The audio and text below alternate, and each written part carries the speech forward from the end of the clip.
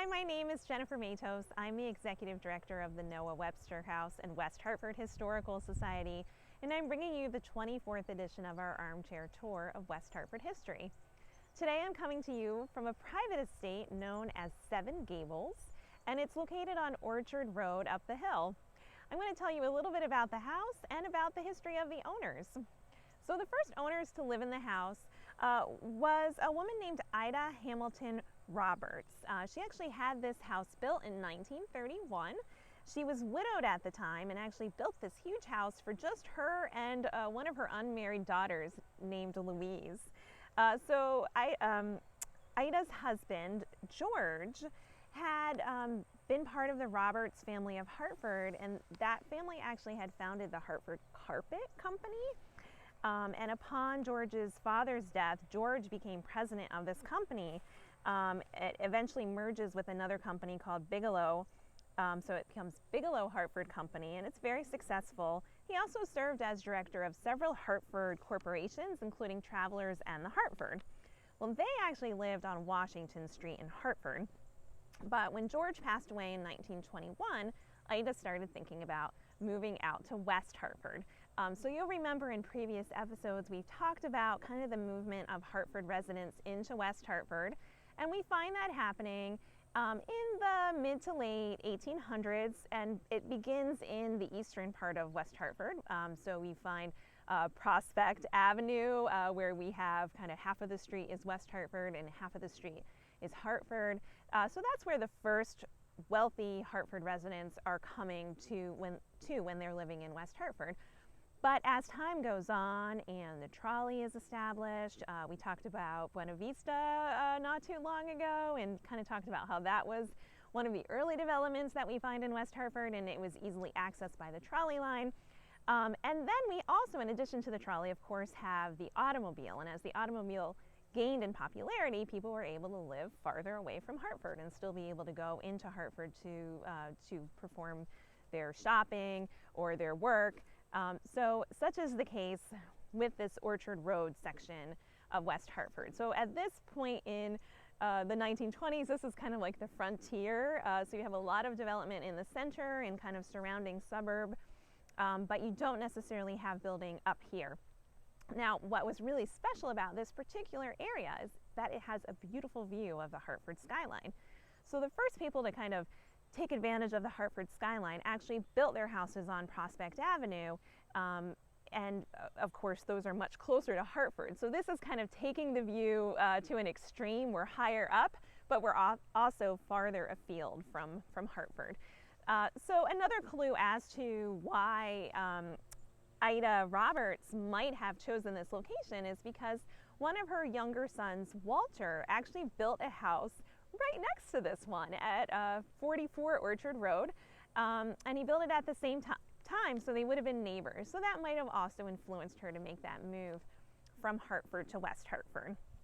So the house, as I said, was built in 1931, and Ida lived here with her daughter Louise.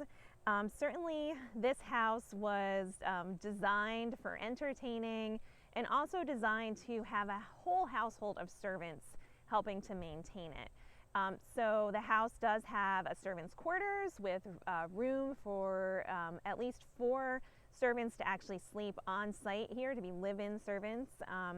And it also has a guest cottage, so any guests who wanted to stay here on site would actually have their own private little cottage that matches the architecture of the house. So let's talk about the architecture. So this is a Tudor style estate, and I would call it estate because it actually is on 6 acres of land. So when they purchased the 6 acres, the architect, which was Ebbets and Fritt, they were able to really choose the ideal location to place this house for maximum views. And we'll post a picture of the Hartford skyline. We can't see it from the front of the house where we're standing right now, but it has a beautiful view from the back side of the house, and is perfectly situated to capture that skyline perfectly. So the house is, as I said, a Tudor style estate, and really what was happening at this time is 20th century Americans were actually seeking to kind of recreate that European estate look, but they wanted to do it with modern amenities. So this building takes on the look of an old European estate. It's got the weathered brick. It's got kind of the dark casement windows. There's hand-hewn dark wood surrounds around the door. There is terracotta tile on the roof. And of course, it does have a plethora of gables, which is where we imagine the name came from. But on the inside, it was created with electricity and indoor plumbing, multiple bathrooms in the house. It had a garage and a heating system.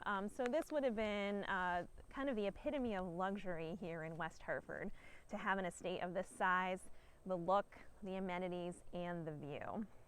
Well, Ida Roberts lives here until 1940 when she passes away. And eventually the house is sold to its second owners, which is Reverend George Guinness and his wife, Catherine Spencer Guinness. Reverend Guinness was a rector at St. James Episcopal Church in West Hartford.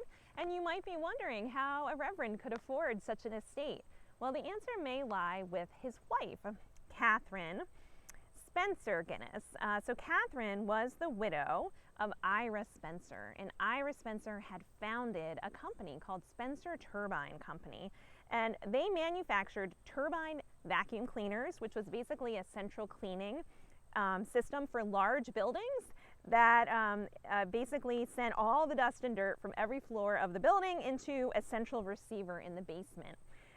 So an example of this, Chrysler Building and the Empire State Building both were built with Spencer turbine vacuum systems in them.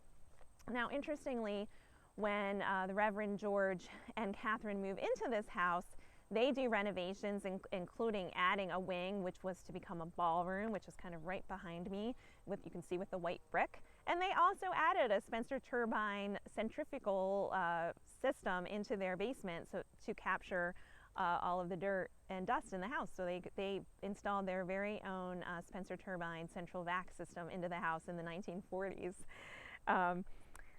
They live in the house for several decades, and they're very much known for their being patrons of the arts. So the ballroom that was built on here, we can imagine, was filled with dancers and singers and performers, as Mrs. Guinness was very much a patron of the arts and very much a supporter up until her death in 1969. Well, we have a really rare opportunity this year. As a fundraiser for the Noaa Webster House and West Hartford Historical Society, we'll be offering a tour of this house as part of our West Hartford House Tour. So on Sunday, September 27th, you can purchase timed tickets. We're letting a small amount of people in at different time slots to come view the house. We'll be talking more about the families who lived here and a lot about the architecture and the details that you'll find inside. There is nothing second rate about this house. It is absolutely gorgeous. We are very grateful to the listing agent of this house. Her name is Shalini Madaris, and she's at Silver Pine Real Estate. And I'm going to include her contact info in this post so that if you are interested in making Seven Gables your home, it will soon be on the market, and what a dream-like place it would be to live here. So I'm so happy to share this private estate with you today, Seven Gables on Orchard Road. I hope you learned a little something new about one of West Hartford's past residents, and we'll see you next week. Bye.